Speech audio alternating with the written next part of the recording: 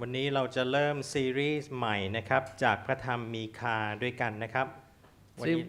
Today we'll be starting a new series from the book of Micah. นะครับวันนี้เราจะเริ่มที่บทที่1นะครับเลยขออนุญาตให้อุช่วยอ่านเป็นภาษาไทยให้เราหน่อยได้ไหมครับ We'll be beginning in Micah chapter 1, and U is going to read to us in Thai, and the English text is also available for you on the screen.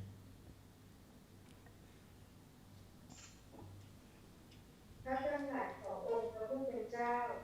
ซึ่งมีมาถึงมีคาแห่งโมเดเสสในรัชกาลกษัตริย์โยธามอาหัสและเอซีคียาแห่งยูดาห์ต่อไปนี้คือนิมิตที่มีคาเห็นเกี่ยวกับสมาเรียและเยรูซาเล็ม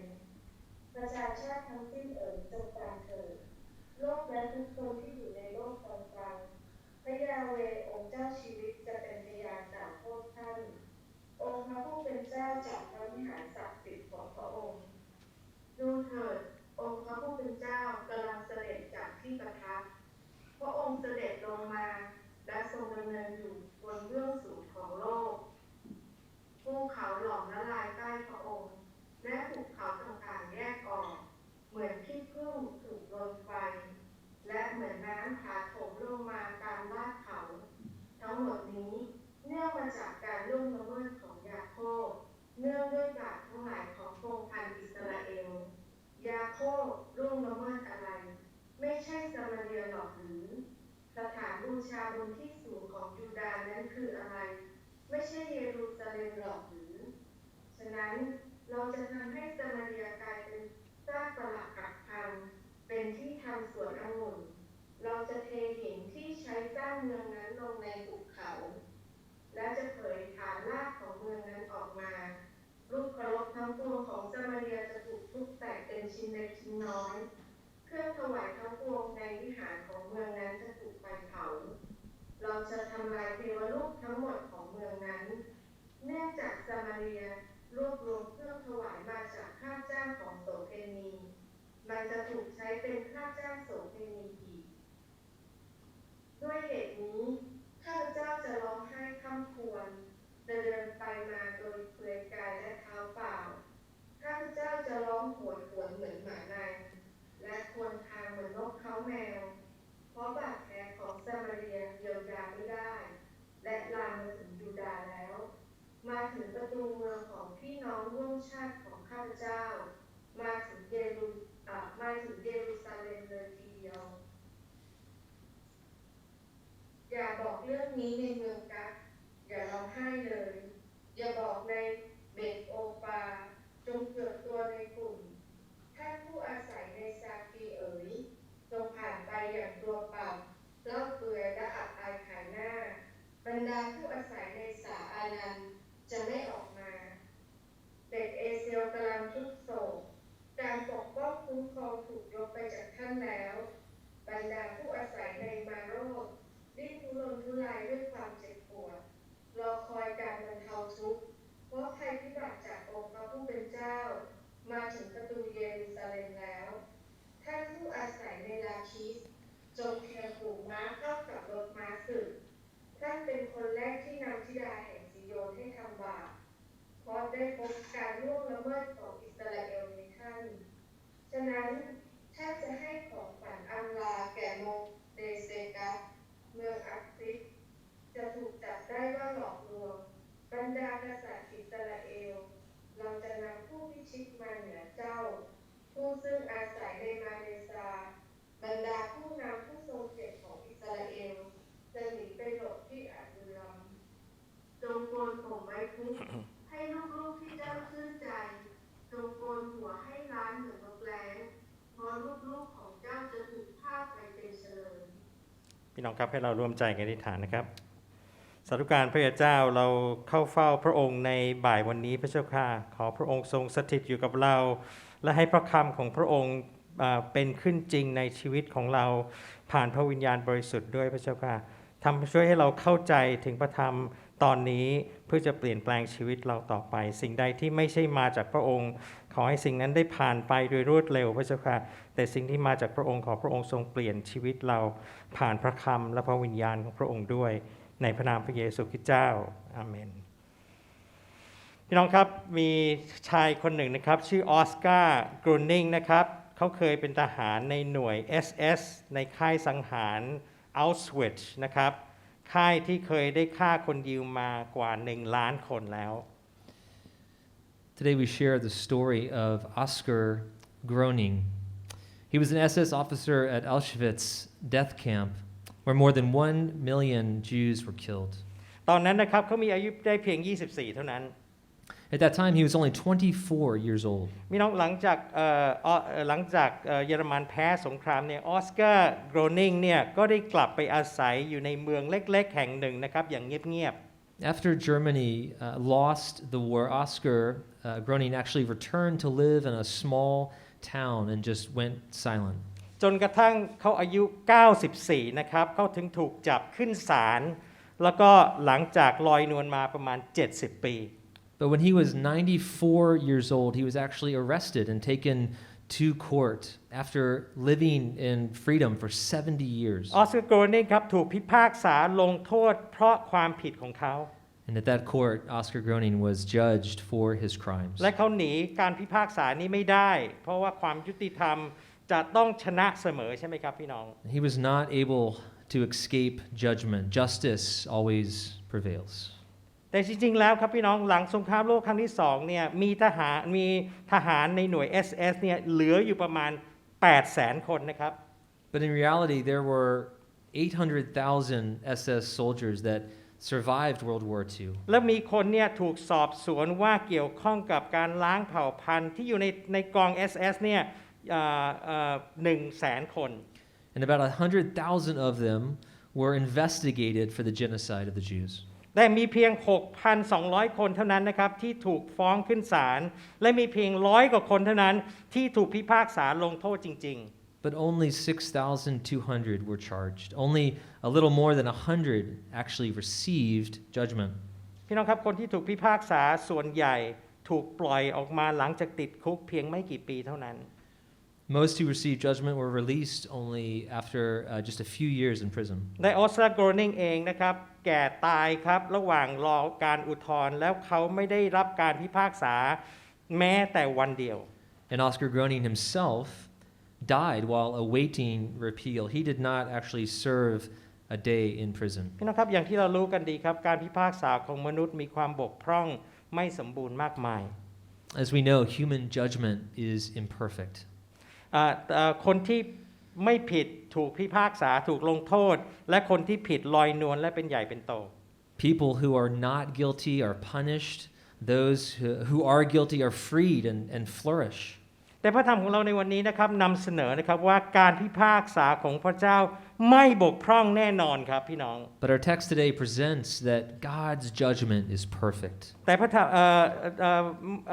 พระองค์จะพิพากษาทุกคนบนโลกนี้ครับที่ผิด He will surely judge every wrong that has been done on the earth, every wrongdoer. ในข้อ2นะครับนำเสนอนะครับว่าพระเจ้าจะเสด็จมาพิพากษาทุกคนและทุกสิ่งบนโลกนี้เพราะทุกคนทำผิด Verse 2 of Micah 1 saying that God will come to judge everyone and everything on earth because everyone is guilty. เราทำผิดอะไรเหรอครับถึงต้องถูกพิพากษา What will be judged? ข้อ2นะครับเกริ่นให้เราเห็นนะครับว่าถึงผลที่พระเจ้าเสด็จมาพิพากษาบนโลกนี้ Why ข้อ2 verse 2 verse 2 yes that God is coming to judge everyone and everything on earth because everyone is guilty. พี่น้องครับคนในสมัยนั้นนี่จะสร้างวิหารเทพเจ้าที่เขาบูชาบนจุดสูงสุดนะครับของภูเขา And God is above all things. ใช่ไหมครับ Sorry. so people in those days Oh, sorry. Yeah. Okay. So in those days, that people built temples for the gods that they worship. These were built on top of the mountains. นั่นคือพระเจ้าเสด็จมาพิพากษาโลกนี้เพราะมนุษย์เลือกที่จะบูชาพระอื่น And God will come to judge this world because humanity chooses to worship other gods. ถ้าเราไปดูข้อ5นะครับข้อ5ลงไปที่ความโฟกัสลงไปที่ความผิดของอิสราเอลและยูดาห์ Verse 5 actually focuses on the sins of Israel and Judah, God's people. ความผิดของพวกเขาก็คือเขามีที่สูงใช่ไหมครับเหมือนกับคนอื่น It says that their sins were that they held these high places. They had these high places. นั่นคือเขาในคนของพระเจ้าเนี่ยแน่นอนครับนมัสการพระเจ้าในพระวิหารของพระองค์แต่เขาก็นมัสการพระอื่นด้วย So God's people, yes, they worshipped God in the temple, but they also worshipped other มัน gods. อาจจะเปรียบเทียบได้อย่างนี้นะครับก็คือเหมือนกับผู้ชายครับแต่งงานมีภรรยาแล้วแต่ก็ยังมีเมียน้อยหรือว่ามีที่อยู่ในบ้านเดียวกัน This would be if you were to make a comparison of someone being married, a man being married to his wife, and yet having a mistress living in the same home with them. นะครับจริงๆแล้วเราสร้างพระที่เรากราบไหว้บูชาขึ้นมาเนี่ยเพื่อจะควบคุมสิ่งที่เราควบคุมเองไม่ได้นะครับ We make idols that we worship in order to control that which we cannot control. ยกตัวอย่างเช่นนะครับเราควบคุมชีวิตตัวเองไม่ได้แต่เราคิดว่าถ้าเรามีเงินเราก็สามารถควบคุมชีวิตของเราได้ For example, we just cannot control our lives. You know, if we think if I have money, we can control my life. I can control my life. Right? ข้อ 13 นะครับคอนเฟิร์มว่าเราเข้าใจความเข้าใจนี้โดยการพูดถึงรถม้าที่มีไว้ทำศึก Verse 13 confirms this understanding, reveals this by using the example of war chariots. ในสมัยนั้นนะครับรถม้าเป็นอาวุธที่มีประสิทธิภาพในการทำศึกมากที่สุดแล้ว In those days, chariots, these war chariots, were the most effective weapon in battle. อาจจะคล้ายๆกับในสมัยนี้เรามีขีปนาวุธนะครับที่เราใช้ในปัจจุบัน If you think about today's weaponry that countries have, it'd be similar to like a nuclear weapon. ครับประเทศที่มีรถม้าศึกเยอะก็จะมั่นคงและสามารถที่จะควบคุมอนาคตของตัวเองได้ A country that has a lot of these chariots, a lot of this power, will be stable and able to control its destiny. พระเจ้าตรัสผ่านมีคาว่าพระองค์เนี่ยจะเสด็จมาพิพากษาเราครับ But God said through Micah here that He will come to judge us. เพราะเราหันไปพึ่งพระที่เราสร้างขึ้นมาเพื่อจะปกป้องคุ้มครองชีวิตของเราเอง Because we turn to the idols that we have created to protect us. ทั้งที่พระเจ้าเท่านั้นคือพระผู้สร้างที่สามารถปกป้องคุ้มครองชีวิตของเราได้จริงอยู่แล้ว While God is the creator who actually truly protects us. พี่น้องครับอะไรคือพระที่โลกเรากราบไหว้และพึ่งพาจนบางคนพร้อมที่จะสละชีวิตเพื่อปกป้องพระนั้นเอาไว้ What are the idols that the world worships in such a way that some are even ready to sacrifice, give their own lives to protect พี่น้องครับ them? อะไรคือรถม้าศึกที่คนเราฝากชีวิตของเราไว้จนเราคิดว่า So what are the chariots that the war chariots in our own lives that we entrust our lives to? ถ้าเรามีรถม้าคันนี้เนี่ยชีวิตของเราจะสงบสุขเราจะมีชีวิตที่แห่งชัยชนะไม่เคยแพ้ศึกและไม่ต้องกลัวอะไร What are the war chariots in our own lives that we think, if I had these, if I had this chariot, my life would be happy, I would have a victorious life. นะครับโลกของเราและสังคมเราเนี่ยอาจจะพึ่งหวังองค์กรระหว่างประเทศเพราะว่าเราคิดว่าถ้าเรามีองค์กรอย่างสหประชาชาติเนี่ยโลกนี้นะครับก็จะไม่มีปัญหาก็จะไม่มีสงครามอีกต่อไป We think if we had an international organization that would coordinate everything between countries and establish peace, we would have no more war. โลกนี้และสังคมของเราเนี่ยอาจจะพึ่งหวังในเทคโนโลยีใช่ไหมครับถ้าเราคิดว่าถ้าเรามีเทคโนโลยีโลกนี้ก็จะก้าวหน้าและปัญหาต่างๆของมนุษย์และของสังคมก็จะลดน้อยถอยลงไป Or we may think if the world and our societies just had advanced technologies that would help us, we could progress and our problems would be greatly reduced. โลกของเราโลกและสังคมของเราอาจจะรักแล้วก็บูชาเงินใช่ไหมครับเพราะเราคิดว่าถ้าเรามีเงินสามารถที่จะแก้ปัญหาต่างๆของในชีวิตของเราได้ Or our world, our society may love and worship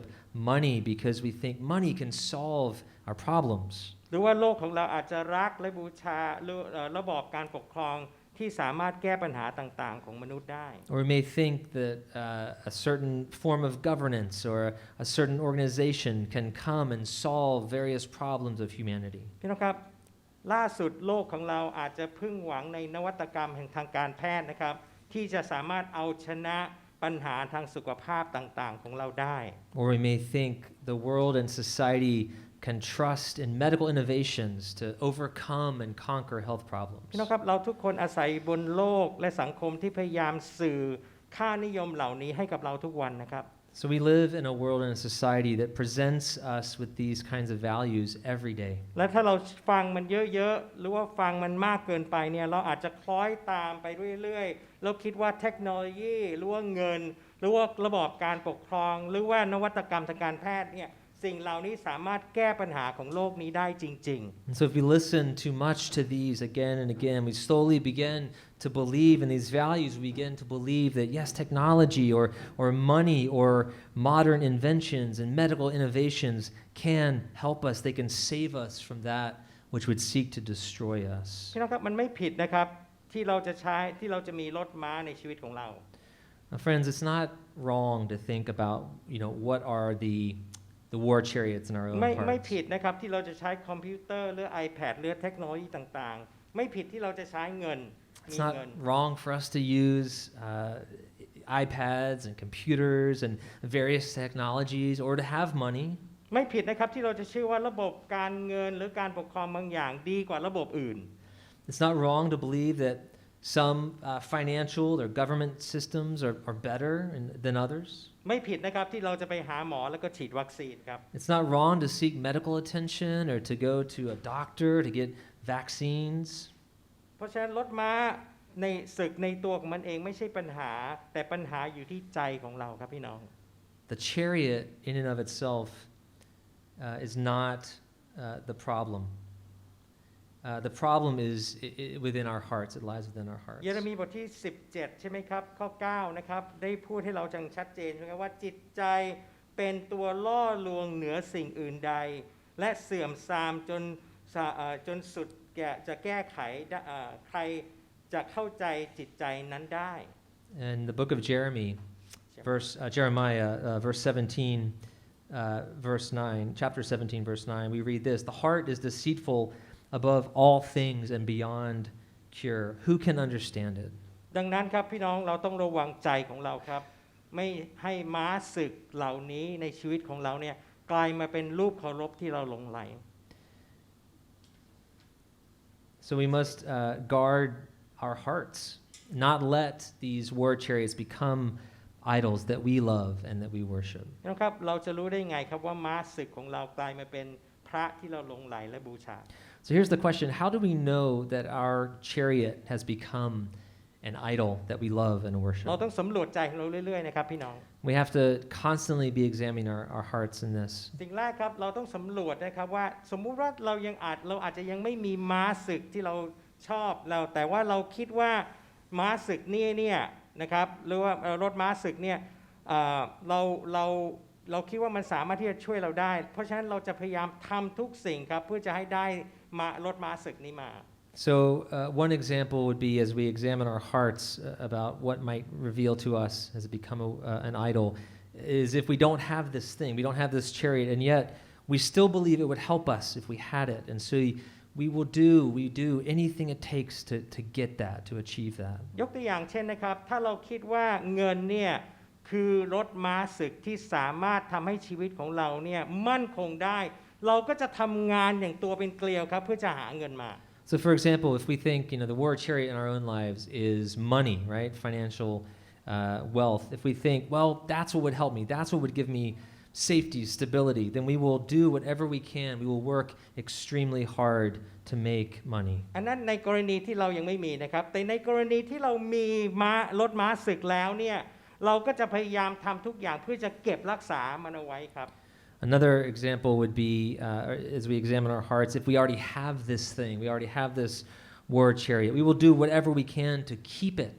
รถม้าศึกของเราเนี่ยจะกลายเป็นรูปเคารพของเราแล้วเราจะรู้สึกภูมิใจรู้สึกหยิ่งรู้สึกมั่นใจมากเกินไปกับรถม้าศึกของเรา And we may think because we have this thing, we're proud and we're arrogant of the fact that we have it. We have confidence in it. และถ้าสมมุติว่าเราในอีกด้านหนึ่งเราอาจจะรู้สึกว่าถ้าเรามีอยู่แล้วเนี่ยเรากลัวครับพี่น้องหรือว่าเราระแวงว่า รถม้าศึกของเราเนี่ยอาจจะหายไปได้ Or if we're terrified or even paranoid, scared of losing whatever we have, that could be something that reveals that it's an idol to ยก us. ตัวอย่างใช่ไหมครับถ้าเรามีสุขภาพที่ดีอยู่แล้วนะครับคนที่เน้นเรื่องสุขภาพก็จะรู้สึกดีรู้สึกภูมิใจนะครับรู้สึกมั่นใจในสุขภาพตัวเองในด้านหนึ่งแต่ในอีกด้านหนึ่งก็ระแวงครับแล้วก็กลัวว่าสุขภาพที่ดีของเราเนี่ยจะหายไป So an example could be health. If we think if our war chariot is good health, then we will focus on our good health. We will feel proud if we're healthy. We might feel arrogant and even have overconfidence in the fact that we're healthy. แต่ที่สำคัญนะครับเราจะเห็นได้ชัดนะครับว่ารถม้าศึกของเราเนี่ยกลายมาเป็นรูปเคารพที่รูปบูชาเมื่อเราเสียมันไปแล้วเรารู้สึกสิ้นหวังแล้วก็ depressed ครับพี่น้อง More importantly, our war chariots may become the idols we worship,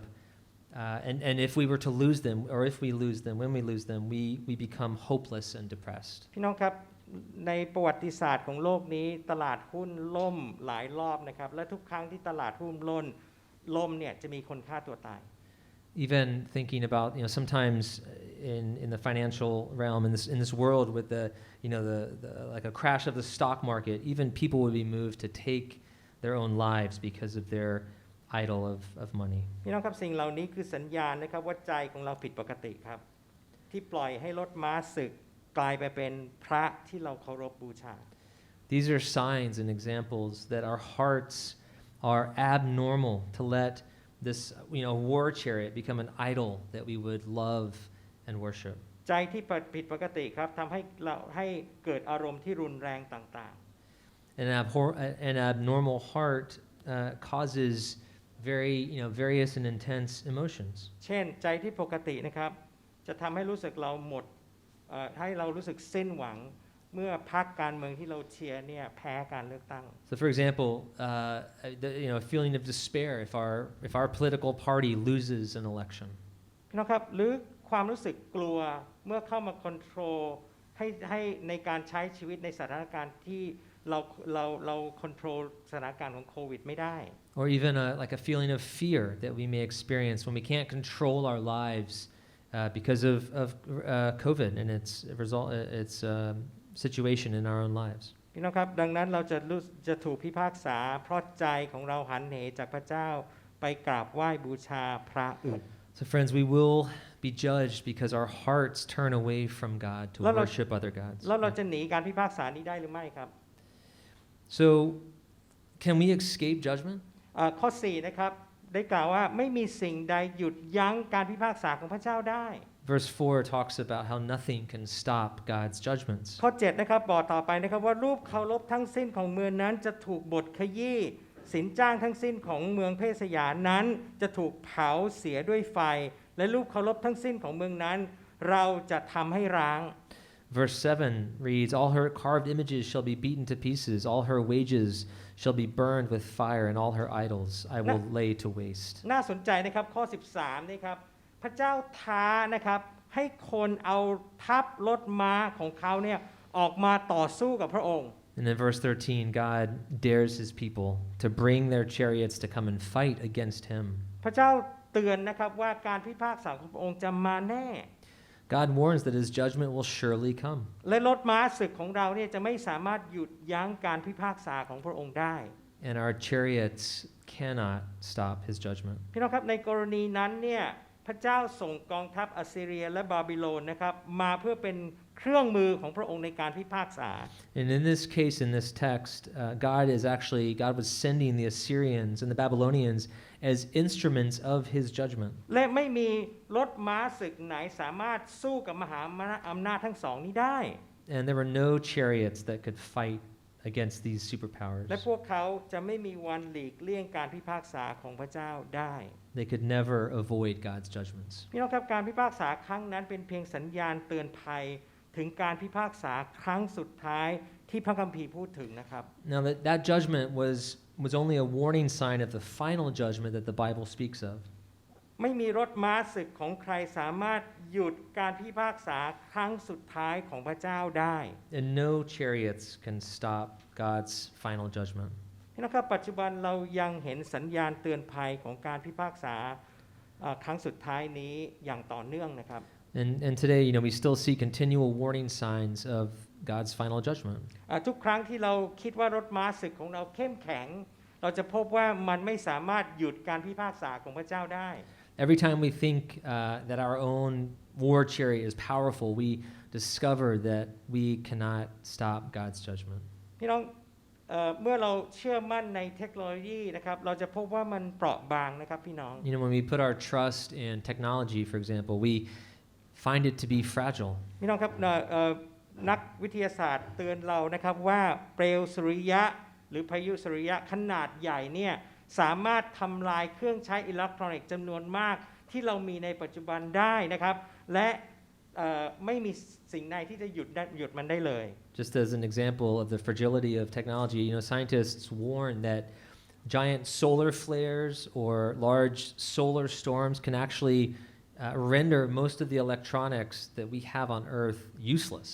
แล้วเราคิดว่าเงินสามารถแก้ปัญหาของเราต่างๆได้ใช่ไหมครับ Or we think money can solve all of our problems. แต่เราก็ได้เรียนรู้ถึงความเปราะบางของตลาดหุ้นแล้วก็เงินอย่างจากการล่มสลายของตลาดหลายครั้งหลายคราวที่ทำให้มหาเศรษฐีเนี่ยกลายเป็นยาจกอย่างข้ามคืนได้เลย We've already seen even the vulnerability of the stock markets, the financial markets. You could have a financial crash, a collapse, and a millionaire can become a pauper overnight. ในล่าสุดครับทั้งโลกต้องปั่นป่วนเพราะไวรัสตัวเล็กๆใช่ไหมครับที่ทำให้ทุกคนต้องหยุดอย่างสิ้นเชิง And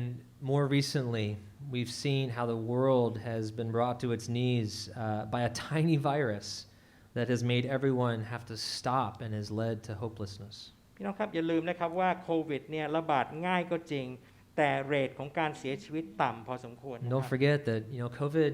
although it spreads easily, the mortality rate is very low. ผมอยากจะให้ลองคิดดูนะครับว่าเกิดอะไรขึ้นกับโลกนี้ถ้าแพนเดมิกครั้งต่อไปเนี่ยเชื้อเนี่ยติดง่ายกว่าและเรทของการเสียชีวิตเท่ากับอีโบลานะครับ Imagine what would happen if the world experienced a pandemic with an even higher infectious rate and the same mortality rate as like the Ebola virus, which was greater than 50%. ใช่ครับพี่น้องตอนนี้เรทของการตายแค่ 1-2% นะครับแต่ว่าอีโบลานี่ 50% เป็นอย่างน้อย So now just COVID, 1-2% deaths, and Ebola having greater than 50%. พี่น้องครับแค่นี้เทคโนโลยีทางการแพทย์ของเราก็รับไม่ไหวแล้ว Even with this current situation, it's very difficult for the medical technology and to cope. รถม้าศึกของเราช่วยเราให้พ้นจากภัยของการพิพากษาของพระเจ้าไม่ได้จริงๆครับ Our war chariots really cannot save us from God's judgments. มียุคหนึ่งนะครับที่คนหนีไปพึ่งลัทธิคอมมิวนิสต์นะครับ Once people fled to communism, a government structure, communism, to help. แต่คนส่วนใหญ่นี่เห็นแล้วใช่ไหมครับว่าลัทธิคอมมิวนิสต์เป็นรถม้าศึกที่ช่วยมนุษย์ไม่ได้จริง But now many people see and understand that communism is a chariot, a war chariot that cannot save humanity. ๆปัจจุบันคนเลยเห็นระบอบการปกครองอื่นเป็นทางออกของปัญหาต่างๆของโลกนี้นะครับ And nowadays people see other government systems as solutions to the problems of the world. เวลาเท่านั้นครับที่จะพิสูจน์ความไร้อำนาจของรถม้ารบเหล่านี้ But really only time will prove the powerlessness of these war chariots. นะครับรถม้าศึกเหล่านี้เนี่ยพยายามแก้ปัญหาของมนุษยชาติผิดจุดนะครับ Skip down. Yeah, these chariots, these war chariots, again, are trying to just solve humanity's problems in the wrong. ปัญหาหลักของเราอยู่ที่ใจครับพี่น้อง But we're looking to solve it in the wrong place. The main problem lies within our own hearts. ใจของเรานำไปซึ่งการพิพากษาจากพระเจ้า Man's heart brings God's judgment. รถม้าศึกเหล่านี้จึงไม่สามารถที่จะหยุดการพิพากษาของพระเจ้าได้ And these war chariots cannot stop God's judgment. แล้วเราจะตอบสนองยังไงครับกับต่อการพิพากษาของพระเจ้า So how are we to respond to God's judgment? พี่น้องครับสัญญาณเตือนภัยเนี่ยมันดังมากนะครับเรารู้สึกมันดังเกินเหตุหรือเปล่า You think about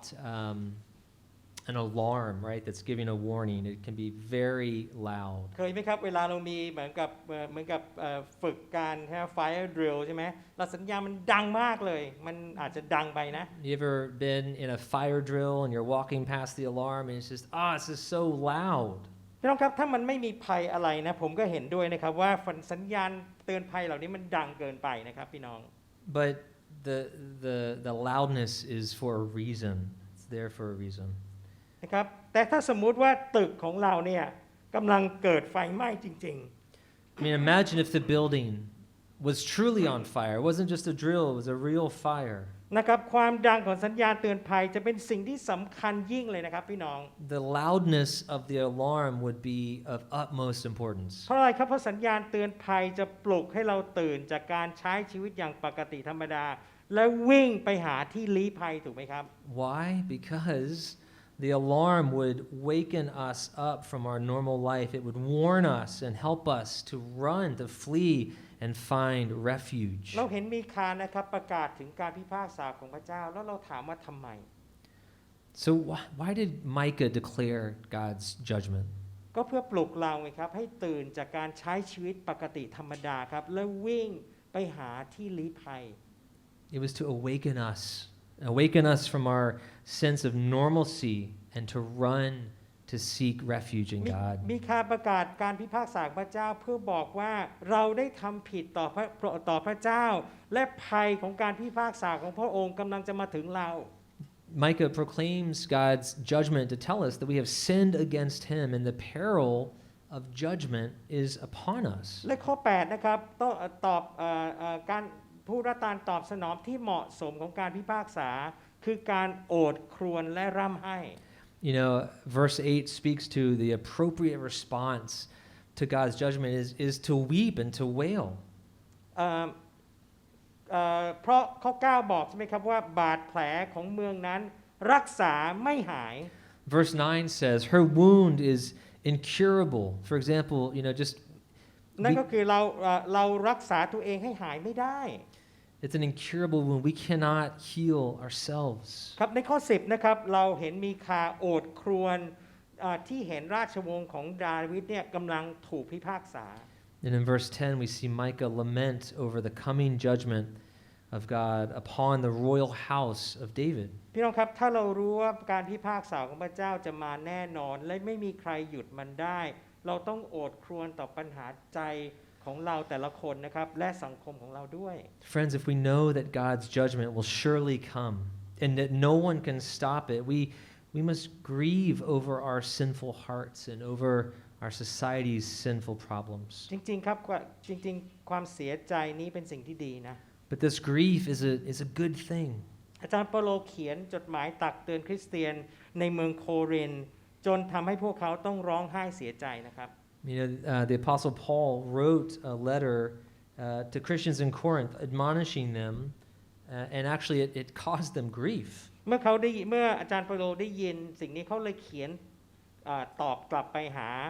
คริสตจักรโครินธ์นะครับว่า And when he heard that what he had encouraged them by had actually caused them grief, he wrote back to them, and this is what he wrote. แต่บัดนี้ข้าพเจ้ามีความยินดีไม่ใช่เพราะพวกท่านเสียใจแต่เพราะความเสียใจนั้นทำให้พวกท่านกลับใจเพราะว่าท่านทั้งหลายได้รับความเสียใจตามพระประสงค์ของพระเจ้าท่านจึงไม่ได้รับผลร้ายจากเราเลยเพราะว่าความเสียใจตามพระประสงค์พระเจ้าทำให้เกิดการกลับใจซึ่งจะนำไปสู่ความรอดและจะไม่ทำให้เสียใจแต่ความเสียใจอย่างโลกย่อมนำไปสู่ความตาย Apostle Paul wrote this, "As it is, I rejoice, not because you were grieved, but because you were grieved into repenting. For you felt a godly grief, so that you suffered no loss through us. For godly grief produces a repentance that leads to salvation without regret, whereas worldly grief produces death." พี่น้องครับมีคาประกาศการพิพากษาที่นำมาซึ่งความเสียใจเพื่อจะปลุกเรานะครับ ให้ตื่นว่าเราเนี่ยได้ทำบาปต่อพระเจ้า So friends, Micah, the book of Micah announces a judgment that brought a grief, it brings grief to awaken us, to help us see that we have sinned against God. และความเสียใจนี้นำเราไปสู่การกลับใจและการวิ่งไปหาที่ลี้ภัยในพระเจ้า And this grief leads us to repentance. It leads us to run to God for refuge. พระเยซูคริสต์เท่านั้นครับที่สามารถหยุดการพิพากษาของพระเจ้าได้ต่อผู้ที่เชื่อวางใจในพระองค์ Only Jesus Christ can stop God's judgment on those as those who look to him and trust in him. พระเยซูคริสต์เจ้าสิ้นพระชนม์บนไม้กางเขนเพื่อรับโทษการพิพากษาของพระเจ้าแทนเรานะครับ Jesus Christ died on the cross to bear God's judgment on our behalf. โดยเหตุนี้พระองค์แต่เพียงผู้เดียวสามารถชนะการพิพากษาของพระเจ้าได้ Thus, it is only Jesus Christ that can overcome and has overcome God's judgments. พี่น้องครับในห้องพิพากษาสตรีวัยชราคนยิวคนหนึ่งนะครับชื่อเอวาคอร์นะครับเขาถูกเชิญให้ไปเป็นพยานถึงความโหดร้ายของออสการ์กรอนิงนะครับระหว่างที่เขาเป็นทหาร SS อยู่ในค่ายมรณะนั้น Going back to the story again of Oscar Groening, in his court case, there was an elderly Jewish woman named Eva Kor, who was actually a witness, brought as a witness against Oscar Groening's during his trial for these atrocities done while he was an SS officer at Auschwitz. แต่ที่น่าตกตะลึงก็คือเธอพูดที่ข้อพยานของเธอนะครับว่าเธอให้อภัยออสการ์และทุกคนที่ได้ทำร้ายเธอและเธอก็ลงมาและเดินไปหาออสการ์โกรนิงแล้วก็ได้กอดเขานะครับและหลังจากนั้นเธอก็เป็นพยานว่าเธอเนี่ยสามารถเอาชนะศัตรูของเธอได้โดยการทำให้เขากลายเป็นมิตร And what was so shocking in this account is that she came down during the court case from the witness stand and said that she had forgiven Oscar Groening and everyone that had brought harm to her. And she came down and she embraced him. You can see the picture here. She embraced Oscar Groening. And later she said that she felt like she could defeat her enemies by making them friends. พี่น้องครับเราได้ทำผิดต่อพระเจ้ามากกว่าออสการ์โกรนิงได้ทำผิดต่อเอเวอร์คอร์อย่างเปรียบเทียบไม่ได้นะครับ Friends, we have sinned against God infinitely more than Oscar Groening has sinned against Eva Kor. แต่พระองค์ก็ยังประทานพระบุตรของพระองค์องค์เดียวของพระองค์เพื่อทำให้ผู้ที่เคยเป็นศัตรูของพระองค์กลายเป็นมิตรโดยการสิ้นพระชนม์บนไม้กางเขนของพระเยซูคริสต์เพื่อจะรับโทษการพิพากษาของความเป็นศัตรูแทนเรา And yet God gave his only begotten son Jesus to make us who were once his enemies into friends. And he did this, Jesus dying on the cross, bearing the judgment of his enemies, us. พี่น้องครับนี่เป็นข่าวดีนะครับที่มากับการพิพากษา Friends, this is the good news that comes with judgment. พระเจ้าตรัสกับมีคาว่าพระองค์มาพิพากษาทุกคนบนโลกเพราะเราทำตัวเป็นศัตรูกับพระองค์โดยการไปกราบไหว้บูชาพระอื่น God told Micah that he would judge everyone on earth because we were his enemies and we were worshiping other gods. แต่พระเจ้าต้องการให้มีคาออกไปเป่าประกาศการพิพากษา